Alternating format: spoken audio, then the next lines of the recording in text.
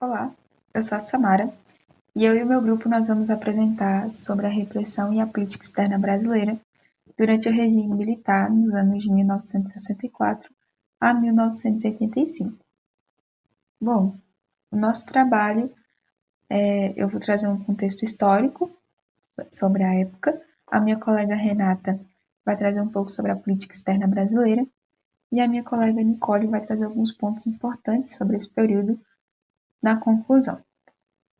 Sobre o contexto histórico, é importante nós destacarmos que no mundo acontecia a Guerra Fria e o mundo ele estava dividido entre capitalismo e comunismo. E o Brasil, por ser um país que tinha forte influência dos Estados Unidos, também tinha uma resistência política ao comunismo. E aí, nos anos que antecedem o golpe militar, no ano de 1961, nós temos o governo de Jânio Quadros, que foi uma figura importante, como João Goulart também foi. Jânio Quadros ele assume a presidência do Brasil no ano de 1961, só que ele se torna isolado politicamente durante seu governo e contraditório, porque durante a sua campanha política, ele faz uso de uma vassoura para dizer que limparia o país da corrupção, que varreria a corrupção do país. Só que assim que ele assume o seu poder, ele faz algumas coisas contraditórias, como a proibição do uso de biquíni, proibição do hipnotismo, proibição de briga de galo. Ele também faz alguns cortes de gastos públicos e ele se dizia não comunista, mas apoiava um dos líderes da Revolução Cubana, que é Ernesto Che Guevara. Essas atitudes de Jânio Quadros faz com que ele se torne isolado politicamente, e por ele ficar isolado e não ter apoio do Congresso, no dia 25 de agosto de 1961, ele renuncia o seu mandato. Só que ele renuncia o mandato na esperança de que os militares e outros governantes não aceitem essa renúncia e peçam para ele voltar. Só que isso não acontece e João Goulart, que seria o seu vice-presidente, o primeiro na linha de sucessão, assume a presidência do país. Mas ele não tem nenhum tipo de apoio dos militares e os militares repudiam a sua presidência porque eles alegam ser uma questão de segurança nacional, porque para eles João Goulart era comunista. Ele tinha ideias comunistas, né? Então a sua posse ela foi rejeitada desde o princípio pelos militares. É no seu governo também que é adotado o parlamentarismo, que é um tipo de governo em que tem o presidente, mas quem de fato governa são os ministros escolhidos, elegidos, né? E esse parlamentarismo ele duraria o governo de João Goulart todo. Só que acontece um plebiscito e esse parlamentarismo só tem duração de 17 meses, fazendo com que voltasse ao sistema do Brasil o presidencialismo.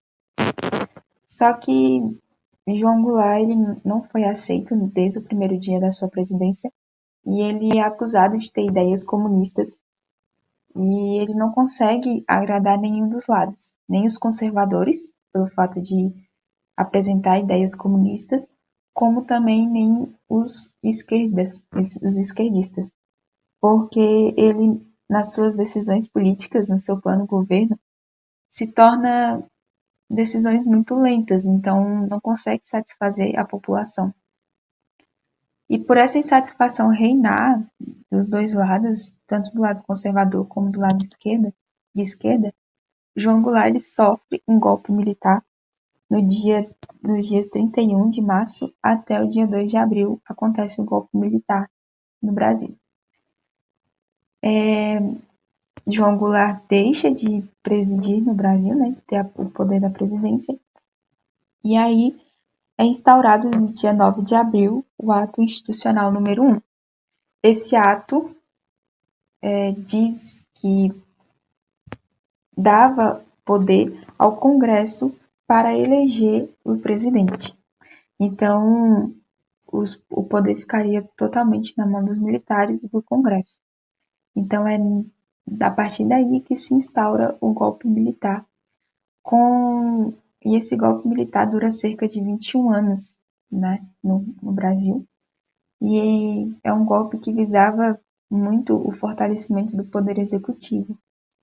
E aí, durante esse ano que acontece restrições políticas, censura, perseguição, o Brasil vai sofrer um ataque à democracia durante esses anos. E agora eu passo a palavra à minha colega Renata, que vai explicar como era a política externa brasileira e um pouco dos ditadores na época. Começamos então com Humberto Castelo Branco. Ele foi um dos líderes do golpe e o Castelo Branco governou de 1964 a 1967. E a política externa desse período apresentou características bastante distintas da PEB de outros governos militares.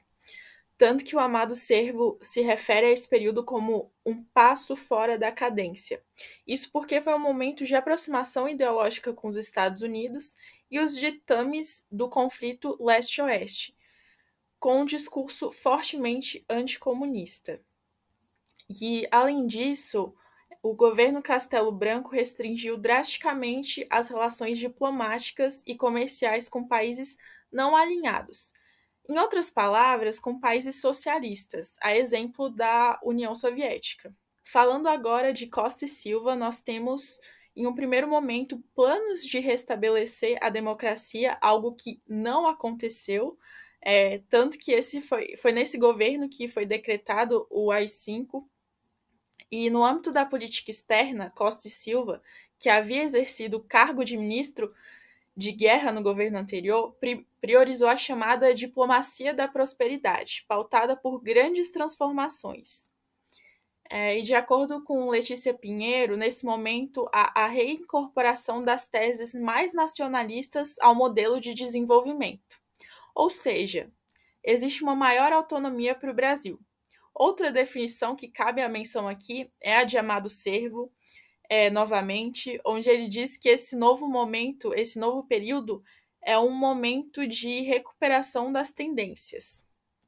E, para além do foco na autonomia e no nacional desenvolvimentismo, no governo de Costa e Silva não houve um grande enfoque no discurso ideológico da Guerra Fria para a formulação da política externa.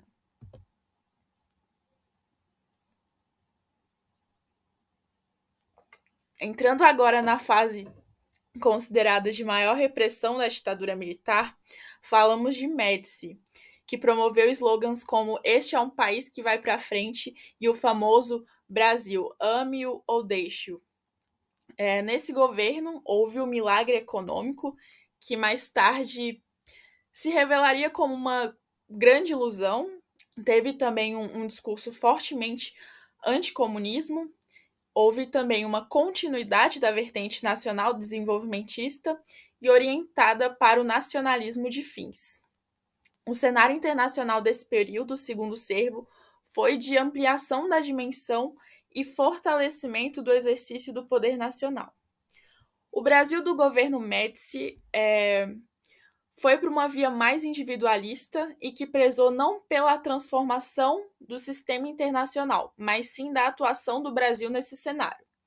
Para muitos autores, o período Médici foi um período de construção de bases para o que viria a ser o pragmatismo responsável do governo sucessor. Geisel foi mais um dos presidentes da ditadura e um entusiasta da extração petrolífera no Brasil, tanto que em sua gestão como presidente da Petrobras foram firmados acordos no exterior para pesquisa e convênios com o Iraque, com o Equador e com o Egito. Na presidência do Brasil, obteve uma política externa pautada pelo pragmatismo e realismo, que abriu o país para a diversificação e intensificação de relações com o mundo, definido como pragmatismo responsável e ecumênico. Amado Servo destaca ainda que o período foi de cooperação sul-sul, dentre outras regiões, uma forma de reforçar a dinâmica exercida pela nova política com o resto do mundo. Por fim, a gente tem João Batista Figueiredo, o último presidente do regime militar. A política externa de Figueiredo manteve as prerrogativas da política pragmática e responsável e aprofundou ainda mais as relações com os países do Sul, sendo marcado pelo universalismo e inovações na área tecnológica. Meu nome é Nicole e eu vou trazer alguns pontos interessantes sobre a ditadura militar. É muito importante entender que o golpe de Estado dado pelos militares tinha como justificativa acabar com a ameaça comunista. E é por isso que nos primeiros anos de ditadura houve um forte alinhamento com os Estados Unidos entre 1964 e 1985. O Brasil, até então, ele vai seguir uma linha de apoio aos interesses americanos na América Latina, cooperando com ações que visavam conter os regimes de esquerda. Um exemplo disso foi a Operação Condor. E é nesse primeiro momento também que surge o conceito de Brasil potência. Porém, já no governo Costa e Silva, e mais intensamente no governo Médici, a política externa brasileira adota uma postura mais pragmática, buscando estabelecer relações diplomáticas e comerciais com países de diferentes ideologias, cultura e continentes, sem restringir blocos ideológicos. E foi por isso também que voltou a ter relações diplomáticas com a China em 1974. Ou seja, o objetivo era fortalecer a economia, aumentar a influência global sem depender dos americanos, trazendo a ideia de que os interesses nacionais deveriam guiar a política ao invés de se deixar guiar exclusivamente pelos viés ideológicos. O governo de João Figueiredo, o Brasil se aproximou do Mercosul, no intuito de fortalecer o comércio com países latino-americanos. Nesse momento da história brasileira também, o país vai adotar políticas de desarmamento e uma postura de não alinhamento com nenhuma das potências da Guerra Fria. E esse período da Guerra Fria, ele foi bastante complicado, só que ele possibilitou a trajetória, permitiu que o Brasil aumentasse sua influência no comércio internacional e consolidasse parcerias que continuam sendo relevantes até mesmo nos dias de hoje.